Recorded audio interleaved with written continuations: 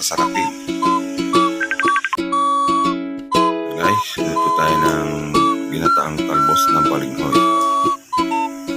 Tatanggal lang natin ang dahon. Abangan nyo mamaya guys.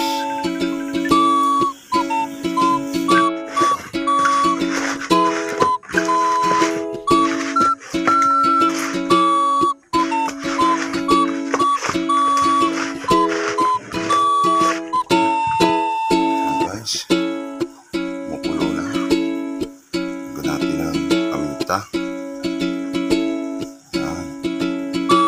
Bumango. Diba guys? Tapos lagyan natin ang luya.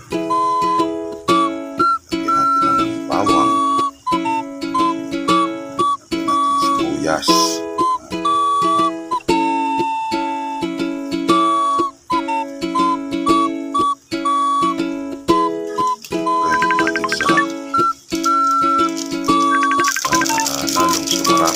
Guys,